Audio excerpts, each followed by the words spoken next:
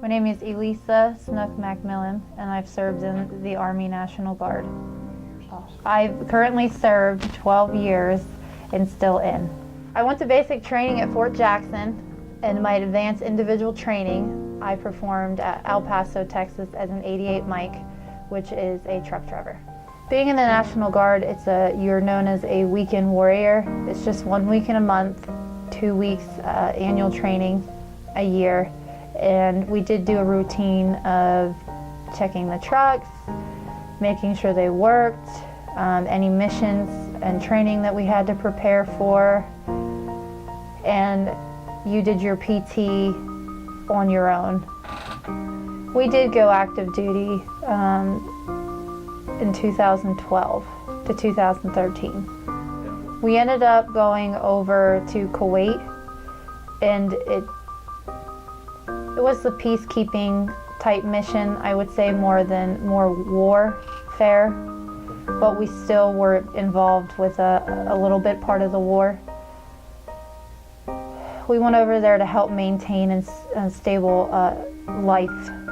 So anything that you needed, water, hauling items to and from different parts of Iraq, Kuwait.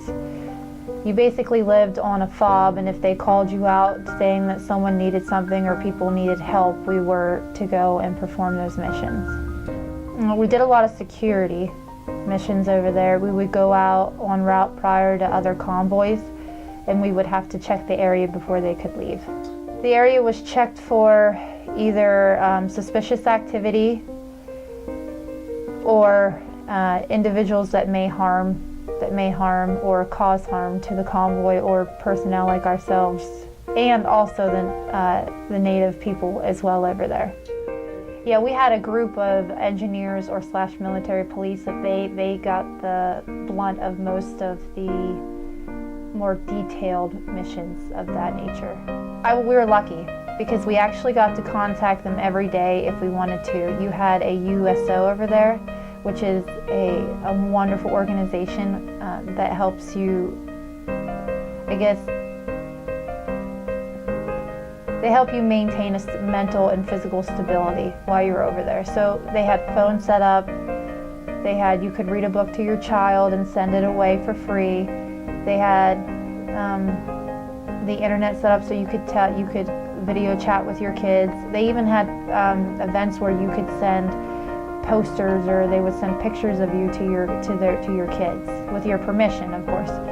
So the only thing was the time difference. You had to, some nights you'd get up at 2 in the morning just to be able to talk to your family, but I don't think very many people minded.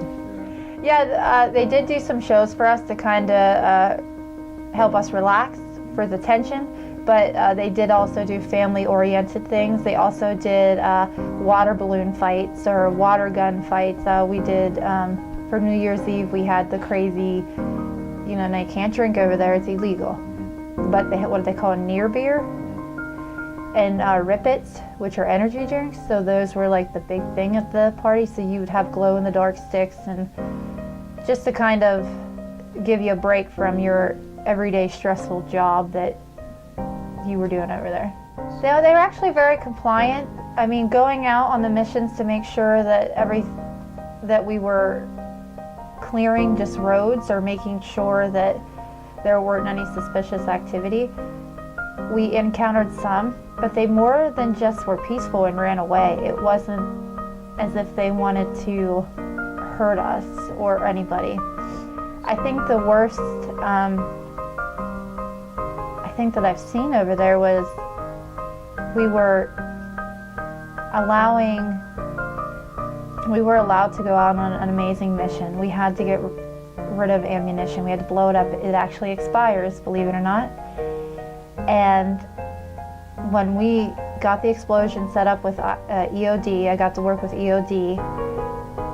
As soon as we set that off and it blew, you could just see the color of the sand wave before you could see the blast come at you. It was an amazing experience. But then you see out of it, like nowhere, like these people pop up like Aladdin out of the sand, and they're running towards this fire trying to catch any metal, and because it's worth a lot of money over there. I mean, we have 5.56 rounds, you know, in there and other ammunition, and it's just popping off like popcorn, and these people are running towards it. We actually had multiple living conditions. At first we were in tents when we first were initiated into the base. And then as the other unit moved out, we relocated in what we called chews, little housing areas. And they kind of remind me of a trailer type ordeal. We had a really nice setup. We had air conditioners. Yeah, we were spoiled. So you had a key to your room. I did have a roommate, but we got along. And our showers were trailers that you did have to leave your chew to go to the shower, but they were nice trailers for being over there. So people actually came and sprayed for bugs for us and things, because you would find scorpions and beetles in your shower. The sand would even come through your AC, so you would leave your chew for the day and come back at night and you'd have a pile of sand either on your pillow or on your floor. You'd have to sweep every night. There were Humvees. There were what we call, they're LTAs, but I call them bugs. They look like bugs. They're about like a deuce and a half. And then we did drive some PLSs, which are about equivalent to a Big Mac or a big rig, if you would say. So they haul heavy things. So we would haul generators if people needed lights, water sources. I'll be brutally honest, you're either a slut or you're a bitch. That's the label, that's the stigma. Being in the PA Guard, a lot of the units are all men, and they're not quite ready for females. They don't know how to act around females or conduct themselves around females. And I think a lot of the higher up members are even more weird about it. So they wouldn't allow their guys to work with us. And if they did, they had to have like 2 guys, 1 girl, or 2 girls, 1 guy. And then even still then, there was a rumor or something, even if you worked with someone about, you know, things that they believed that happened. I would say that females are depicted as a tool for the men. Honestly, they say that some men have told me if the Army wanted us to have a wife, they would assign us one. And you guys are our wives. I mean, that's what I was told. I go, no, that's not how it is. But I do believe that it is harder for females in the military to a degree, because you come from not being able to join because you're a female to now joining, and everyone has to get used to that change, even females. So at this point, we are depicted in a terrible light, and you don't hear very many good stories about females, but there are out there. There are some females that can kick ass and take names with no shame. So it's not easy being in the Guard, and then also being away from your family. You're main as like the household individual. So like when a female, even from the civilian world, goes away, they're like, well, why aren't you home taking care of your kids if you have a family? Or he should be away, or why did you leave them? And I think it's emotionally, mentally kind of harder on the female. I'm not saying men don't experience that, they do, because fathers or grandfathers, they all experience the same type of symptoms.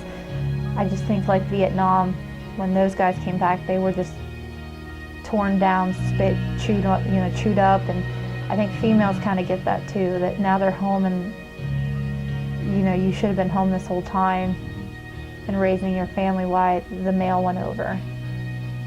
I think it's hard for some people to adjust that women are going to evolve in a male's working environment, and some are not ready for it.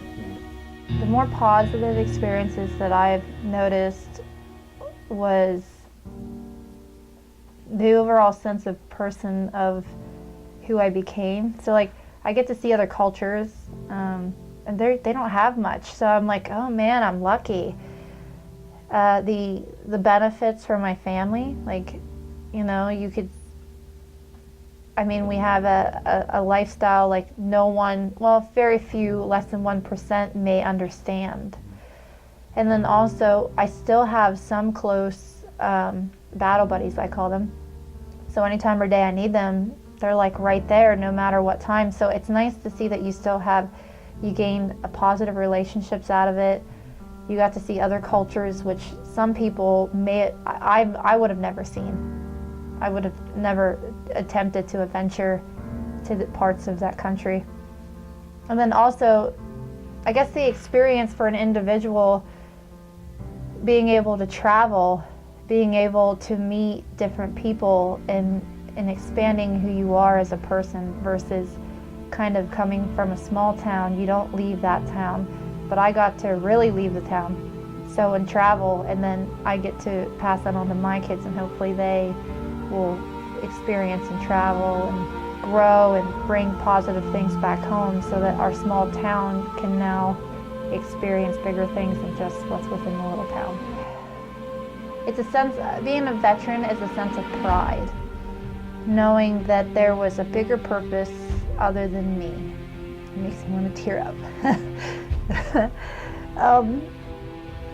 There are bigger things out there than you.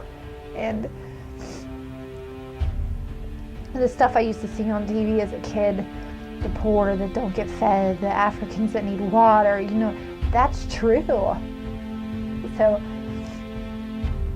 being a veteran to me, if I can expand to help other people in the world beyond myself for a cause that is unknown to me fully, and I could say I was a part of making the world a better place with regardless of which uniform I put on, it's important to me to do that, and I got to do that through the military. So you wake up and know that these third world countries that were enslaved and in poverty, you know, they're getting food, they have schools for their young kids. And thanks to the military, and even decades before me, like Vietnam era, these people have rights now and freedoms, and it's amazing to see that. Especially when you see people that have nothing. There's a culture there. There's a culture like no other there is. Being from a small town, we don't see a huge culture like that. We have a little piece of that, I feel. Being in the PA National Guard, it's kind of harder to see that culture because you're all separated or expanded to bigger or vast areas, so you don't really see each other a lot as if you would active duty. But knowing that I come from hundreds or thousands or millions of other soldiers that have done typically almost the same job as me, just different MOSs, which are their individual trainings, it is amazing. You know, because I don't even know if you can count how many people actually were in the military, can you? Like, my advice to any young girl, woman wanting to join the military is plan your goals first. And once you establish those goals, then pick what branch you want to join. And from there, see what they can offer you before you sign the paper. Can they offer you stability? Can they offer you the job you want? Can they offer you moving up in rank? Can they offer you a friendly environment to work in around other males? And then from there, just grow. Just grow. Do what you do best. Beat the guys if you can. Don't be afraid to.